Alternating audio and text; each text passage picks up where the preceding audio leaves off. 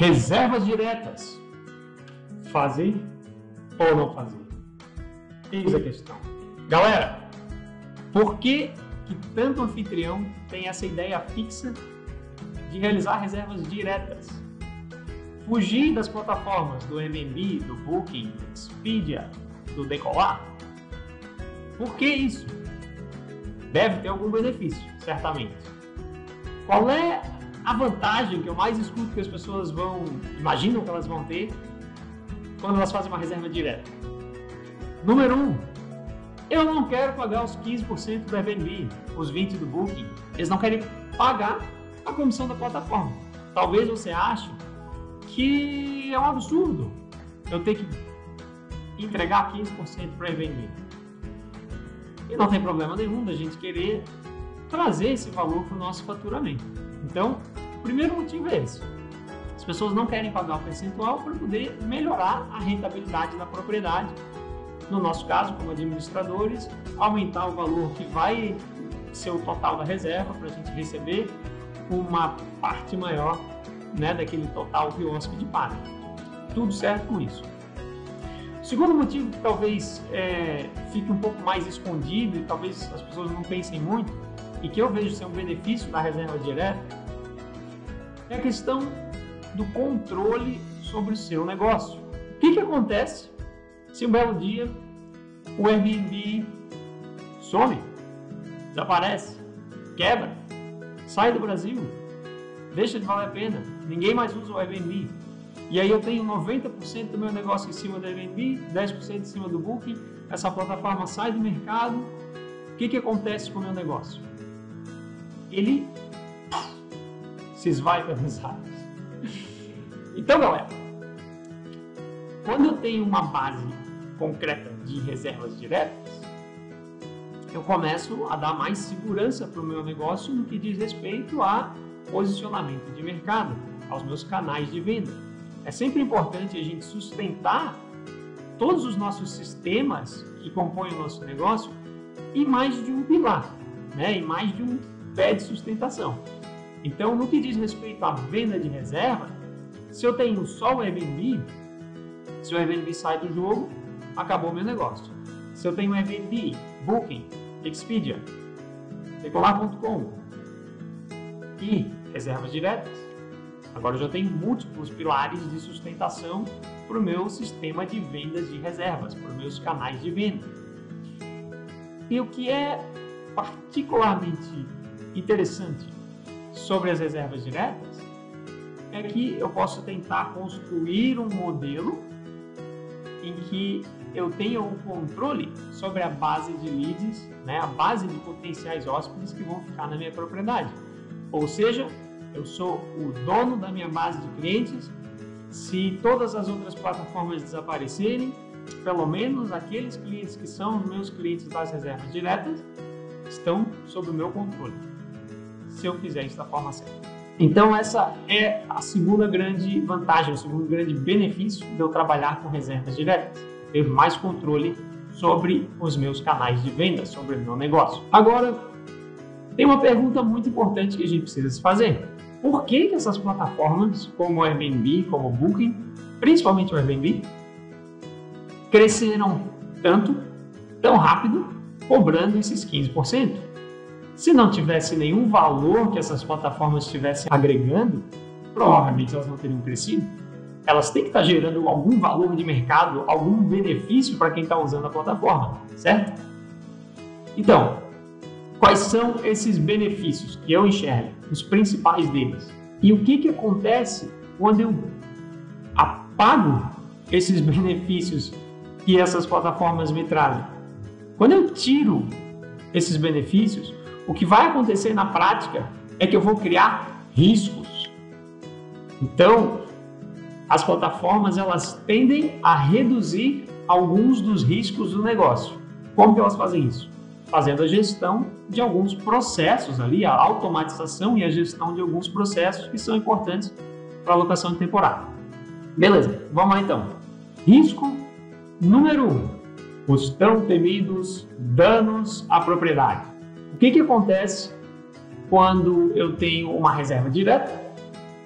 Um hóspede causa danos ou causa custos junto a um condomínio, enfim, quebra alguma coisa, leva alguma coisa embora da minha propriedade. Quando eu estou no Airbnb, eu tenho o air cover, eu tenho o seguro do anfitrião. Quando é uma reserva direta, eu tenho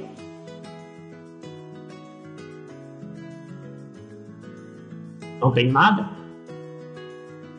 Esse é um dos grandes benefícios da plataforma. Eu vou dizer que talvez tenha sido o motivo número 1 de lá atrás, em 2014, eu ter começado a dar preferência para o Airbnb nas plataformas, nas propriedades que eu cuidava. Então, galera, essa questão dos danos à propriedade, ela vai acontecer. Pode ter certeza de que vai ter hóspede que vai causar danos.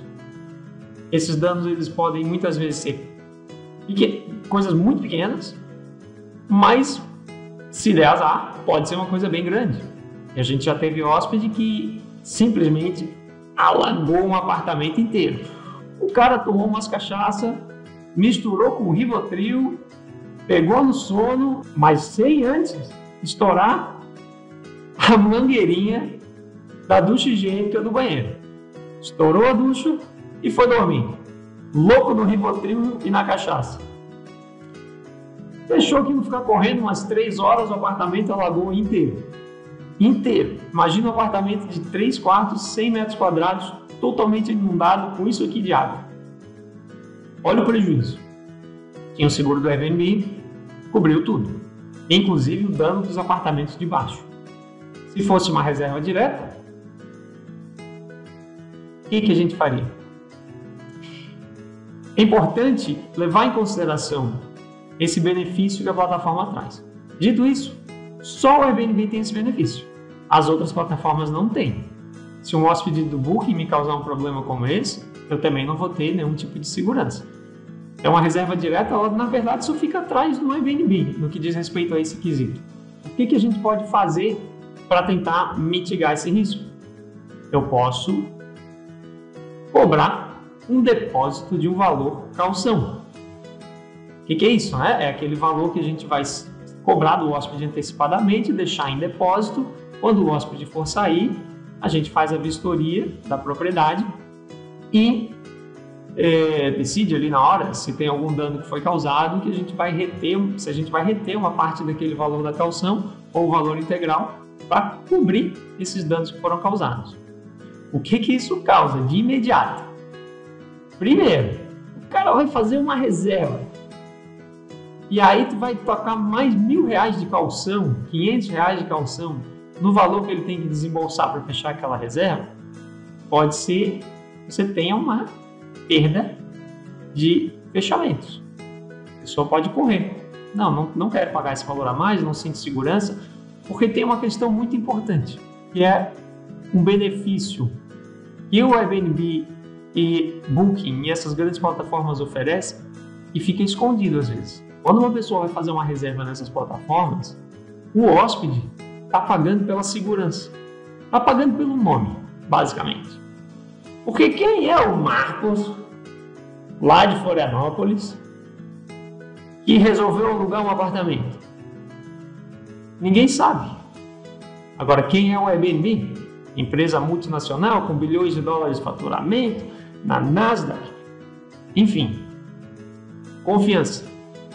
As pessoas pagam pela confiança.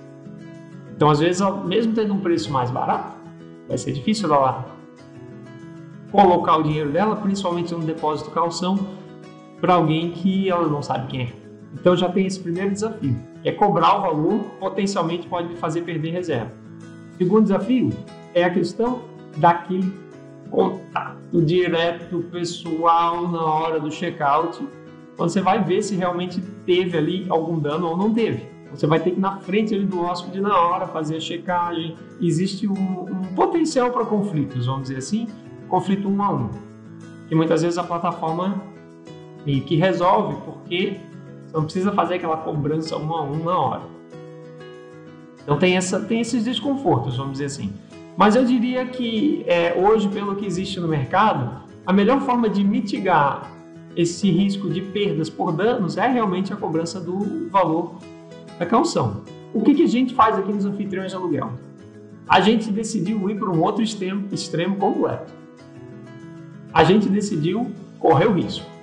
Essa é uma outra estratégia que você pode adotar. Vou correr o risco. O que quer dizer isso? Quer dizer que eu não cobro caução porque eu não quero perder potenciais reservas. E eu vou correr o risco de, se tiver um dano, alguém vai ter que pagar por esse dano.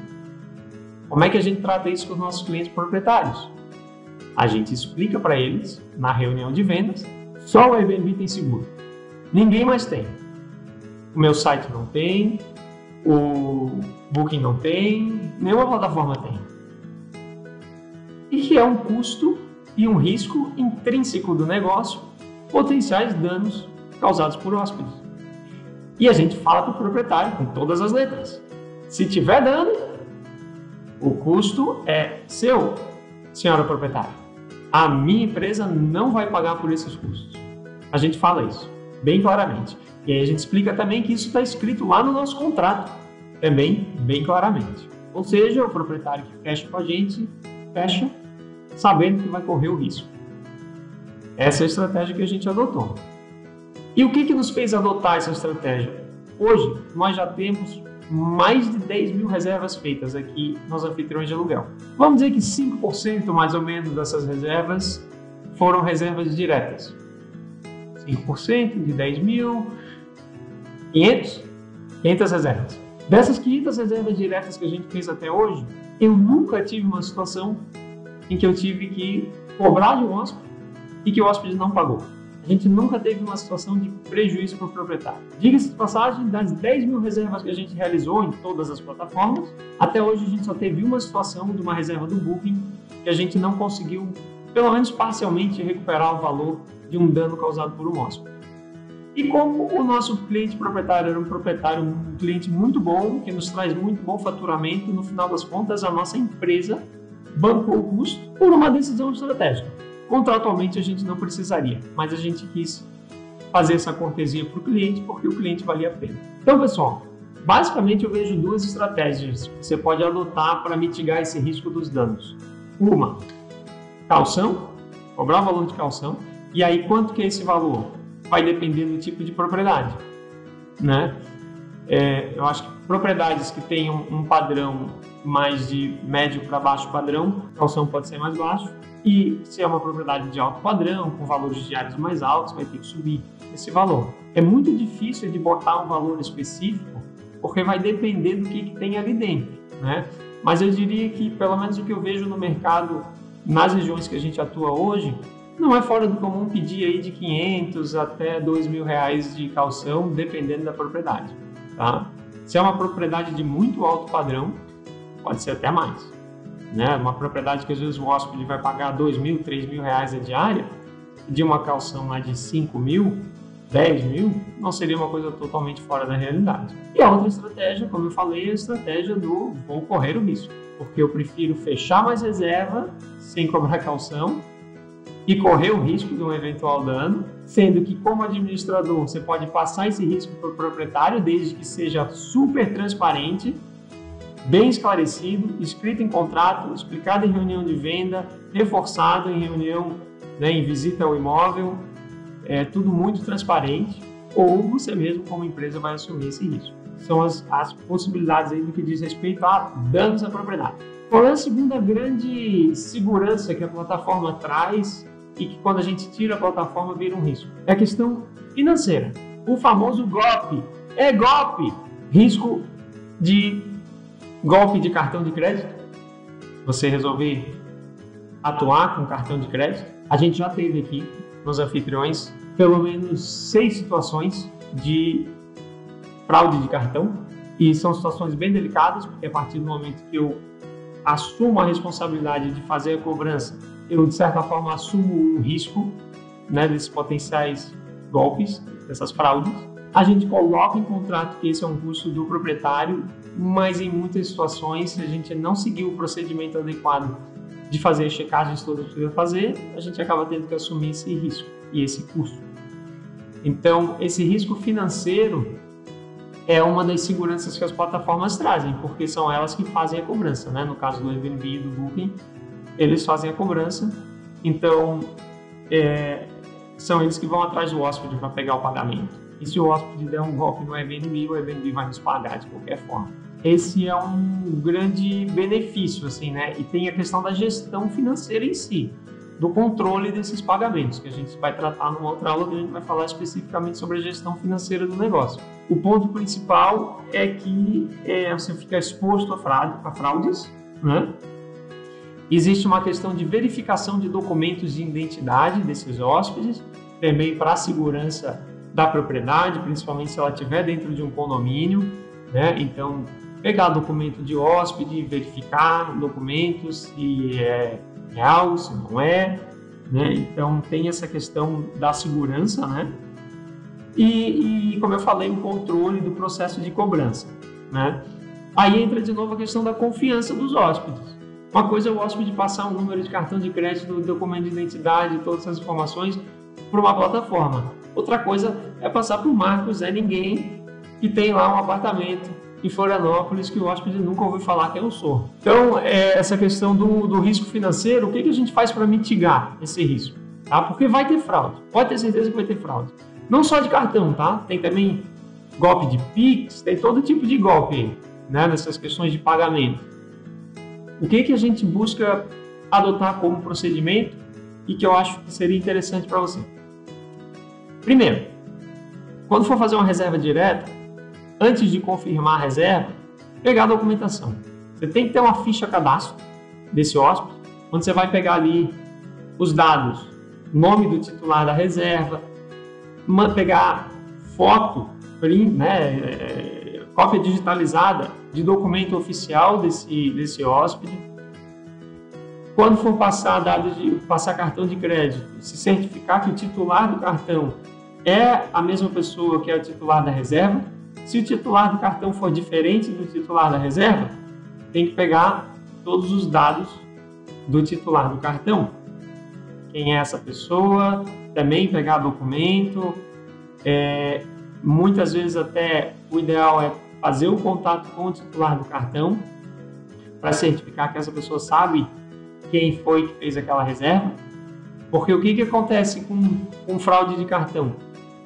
O golpista vai lá, cobra o cartão fraudado, passa tudo certo, e aí daqui uns 4 dias, 5 dias, 1 semana, 2 semanas, quando o titular do cartão recebe ali a fatura do cartão de crédito, eles vão lá, contestam a transação, muitas vezes o golpista já foi embora, já nem está mais na sua acomodação, e aí vem o chargeback da operadora, você fica na mão, tá? Então, fazer esse cadastro bem completo do titular da reserva, se certificar que os dados do cartão são daquele titular, se não for, pegar toda a documentação completa do titular do cartão de crédito. Tá? Comportamentos comuns de hóspedes, golpistas, desgraçados, sem vergonha, que usa cartão de crédito roubado. Muitas vezes essas reservas elas vêm de um dia para o outro. O cara quer fazer a reserva para entrar amanhã, ou ele quer fazer a reserva para entrar hoje. Normalmente são reservas curtas, 2 dias, 3 dias, muitas vezes perto de fim de semana. Por quê? Porque quanto mais rápido for o tempo que entre a transação e a entrada no imóvel, menos tempo para o titular do cartão roubado fazer a contestação, você ficar sabendo que levou um golpe e ir atrás do golpista que está lá dentro do seu imóvel. Então, normalmente eles querem entrar no mesmo dia ou de um dia para o outro, eles colocam pressão, dizendo que se você começar a pedir documento, começar a fazer o cadastro do jeito que tem que ser, pegar os dados ali de cartão e tudo mais, eles começam a dizer que tá com muita burocracia, vamos facilitar o negócio, tô querendo alugar e tu tá querendo botar dificuldade, qual é a tua, meu? Eles entram com essa conversa. Eles colocam pressão como se o problema de tu quereres pegar os dados todos fosse um problema de tu ser muito chato, ser muito burocrático, não estar atendendo bem, né? Não tá tratando mal o hóspede. Eles usam esses gatilhos, tá? Então, normalmente esse é um comportamento assim, de querer acelerar a reserva, querer entrar para o dia seguinte e querer basicamente empurrar aquela reserva goela abaixo do anfitrião, tá? Isso é bem comum. Outra questão importante é que eles muitas vezes têm uma história triste. Uma história triste. Ah, o meu cartão deu um problema com o banco e eu tive que cancelar e não sei o que mais. E aí, tadinho de mim, eu tenho que usar o cartão da minha sogra. Ah não, eu tenho que usar o cartão do meu amigo porque o meu cartão eu levei um golpe e tive que cancelar ontem, agora eu estou na rua, não tenho para onde ir e pelo amor de Deus eu só preciso ficar 2 noites na sexta e no sábado no seu imóvel porque enquanto o banco resolve a minha situação. Adoro uma história triste.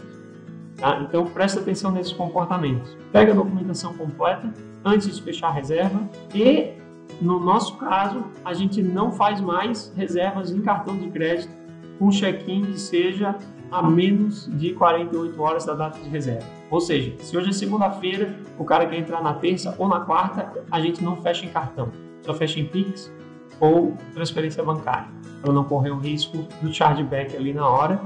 E o próprio fato da gente não aceitar o cartão muitas vezes já espanta o golpista. O cara sabe que a gente tem procedimento. Então, vamos lá. Reserva direta. Cobrimos os principais riscos da reserva direta, que é a questão de danos na propriedade, riscos financeiros. Agora, vem uma grande questão, que é a que a gente vai tratar na próxima aula, que é a seguinte: a partir do momento que eu saio da plataforma, eu saio do Airbnb, saio do Booking, eu vou começar a competir com essas plataformas.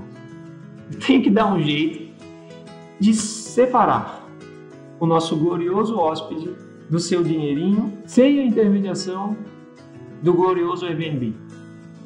Eu vou ter que fazer isso por mim mesmo. Eu vou ter que transmitir confiança para esse hóspede. Eu vou ter que transmitir segurança. Eu vou ter que ter os procedimentos adequados para fazer essa triste separação acontecer. Então, galera, na próxima aula nós vamos tratar disso. Nós vamos tratar do como realizar as reservas diretas. Como que a gente consegue atrair esse hóspede? O que a gente pode fazer? Quais são as ideias para a gente persuadir o hóspede a fechar direto com a gente em vez de fechar com o Airbnb? Beleza? Até a próxima então.